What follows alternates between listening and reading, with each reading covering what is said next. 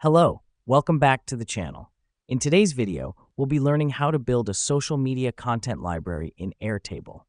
This is your full 2025 guide, and we're going to dive straight into it. First, you'll need to create a new base in Airtable. Think of a base as a mini database for your social media content. The reason we do this is to have a central hub where we can store, organize, and access all of our content easily.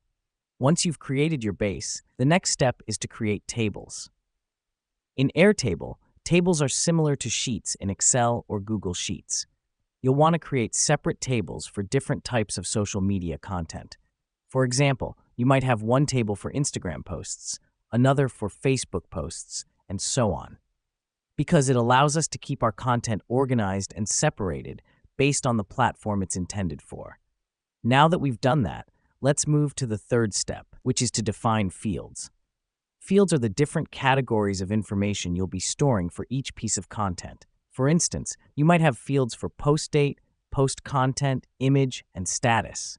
This is crucial because it helps us keep track of essential details for each piece of content. The fourth step is to add records to your tables. A record in Airtable is similar to a row in Excel, and each record represents one piece of content. So, you'll add all the details of your content into the appropriate fields in each record. Here's what's happening behind the scenes. As you add records, your content library starts to fill up, and you can easily see all your posts at a glance. Lastly, take advantage of Airtable's views. Views allow you to filter and sort your content in different ways, making it easier to find what you're looking for. For example, you could create a view that shows only Instagram posts that are scheduled for the next week. This is a game changer because it allows you to manage and plan your social media content more effectively. And there you have it.